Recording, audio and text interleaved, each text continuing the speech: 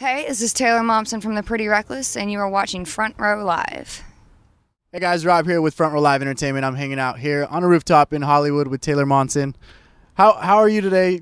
You're like 25% in on the tour. How's the tour been so far? So far, it's been fucking awesome. It's been awesome every night. We're getting into the groove of it all, and it's loud as piss, so it's awesome. Always a good thing. Always a good thing. Now, from your in between this tour and the previous tour, there was some time off in shows and such. What did the band do within that time? Well, for the past year, we've been making a record.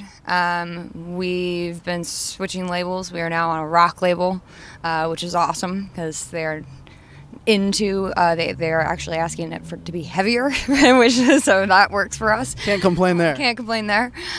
So we've been making a record. We had which is called Going to Hell. It's coming out early 2013, okay. And that took a lot longer than expected. This time off was not meant to be such a long break because the hurricane wiped out our studio. Hurricane Sandy took everything with it, and we had to rebuild and restart and redo everything, so it took a lot longer than expected, but we are back and we are out on the road and touring for the next 2 years around the world, so nice. Awesome. Good. And with that incident with Sandy, did that end up eventually on some of the music on the new record? Did that influence in any way?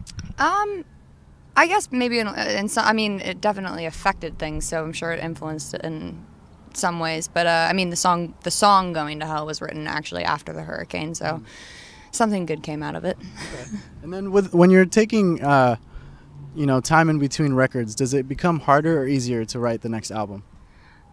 Time in between records. Yeah. Well, touring is you get in a different mindset of it. It's a tour mindset. So writing on the road is difficult, but as a writer, you're kind of constantly writing, and I'm thinking of songs right now as I'm talking to you.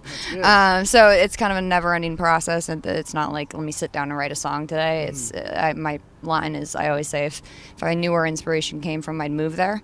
I like that. But I unfortunately I don't, so it's a never-ending thing. But when you get off the road, you definitely take a second to decompress and get away from everyone in the world and start to get back in the mindset of, okay, I'm creating another piece of work here now. As you had mentioned, you are now on a rock label. So when looking for a record label for a rock artist, what key features do you want from that label?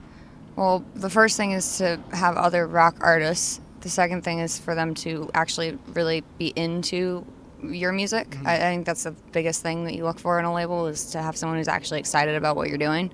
And we found a label who really loves our stuff, so it's a good fit. And with the way that music is evolving a lot lately, do you think rock is still relevant? Do you think it's tough to find rock bands out there? I think there's not a lot of rock bands right now. I think rock definitely needs to have a resurgence.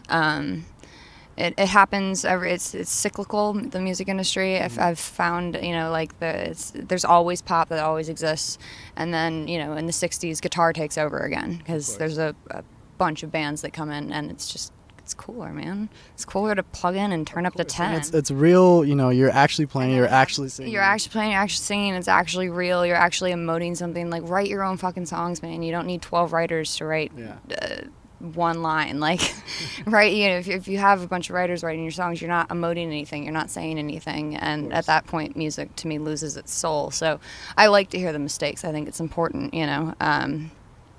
and to actually be playing and hearing that I think that rock needs a resurgence, and I hope to be a part of it. I'm sure you will. I mean, every record that you're putting out, every song, every performance, all I hear is positive things. So. Oh, well, thank you very much. Now going back to the record that's coming out, what is the progress on the record? How far is it? Well, it's finished. Okay. It's completed. We've shot the record cover. It's all done. Okay. we're waiting. But we have a video for the single is out right now, which is also called Going to Hell. Was released worldwide on iTunes, I think yesterday.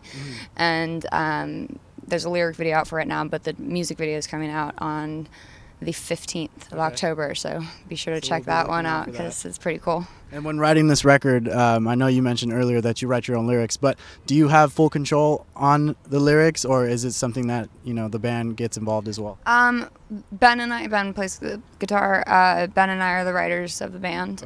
So it's the two of us. Some of it's just me, some of it's a combination. Each song kind of has its own identity, so it's hard to explain. But yeah, the two of us write everything. Okay, and then how many tracks can we expect on this record? So probably around 12, 13, and then maybe a couple leaked ones. I don't know. All right. We'll be looking out for that too. So you also, you've been on tour with some big names, Guns N' Roses, Marilyn Manson. Any chances that we might hear something of them on this record, or any other, you know, artists? This record is not on this record, but you never know in the future. Okay. And then while touring with these guys, is there anything that you picked up from them that you are using now to your advantage, whether it's in performance or writing or? Well, touring with Evanescence, Amy Lee was amazing to watch every night, and her whole, I think we learned a lot from that experience. Just her whole crew and everything ran so professionally and was so great and so nice, and I mean, she's just such a talent. So it's great to watch her every night, and I think just in general, touring with good bands makes you step up your game. So like, you know, Manson's such an amazing performer, and so you have to go on before that and be, you know, of course. You have to go on and not be booed off by Manson's fans. So, and then you got Guns N' Roses, which is just all you hear backstage in your ears before you walk on is, boo, fuck this opening band, give me Axl. So you're walking out to fuck you, and you have to try to win them over. So it definitely makes you step up your game when you're competing with, I mean, have you heard Axl Rose sing lately? It's like ridiculous. He's so fucking good. Now, has there been any chances with any of these tours that, you know, you struggled with getting the fans' attention and yet it didn't happen? No, it's been pretty good. Okay. It's actually been a pretty smooth ride. That's good. Which it's hard to say in rock and roll. So it's been fun. I mean, there's been worse shows than others, obviously, but you just move on. That's good to know. Now, obviously, most of the world found out about you through, you know, acting. So is there any acting in the future for you, or do you want to stick specifically with the band? I know this is what you love to do. This is what I fucking love to do, man. I mean, I've always wanted to play in a band, and I had to wait till I wrote a record's worth of material that I wanted people to hear, to put it out and have it be a part of the universe. But no, music forever. I mean, if Joss Whedon calls and asks me to play a superhero, I probably wouldn't say no. But unless a very specific role comes along, it's not something I'm actively pursuing by any means. Yeah. Well, that's good. Keep doing the music. I mean, we all love it, and it sounds like it's going really well too. So yeah, no, it's been a really, really fun tour. The fans are crazy and awesome, and it's been only getting better. And only getting better, yeah. So I know you're a fan of the Beatles. So Obviously. I don't know if you've been following up on Paul McCartney, but what do you think of his new record that is going to be coming out? Well, I haven't heard anything of it yet. Has anything been released yet? He's released one song so far. It's, you know, first new material in 6 years for him. Tour, and you live in such a bubble on tour that I'm so out of the loop on what's coming out right now. But I'm excited to hear it. I haven't heard it yet, obviously. Okay. I've been obsessed with the new Soundgarden record, King Animal, so that's what I've been listening to on repeat. That's the last newest release that I've heard and gotten into. But I'll definitely have to check it out, and I'm sure he's Paul McCartney. I'm sure it's amazing. Of course, of course. Now, I know you mentioned towards next year the record. Do you have like roughly an estimate time? I don't know. Do I? I don't know. Do you? I thought you. January, February, March, April, May. Probably somewhere around March. I would say maybe around March. You're gonna make me say it. All right. I see how this works. Yeah, somewhere maybe around March.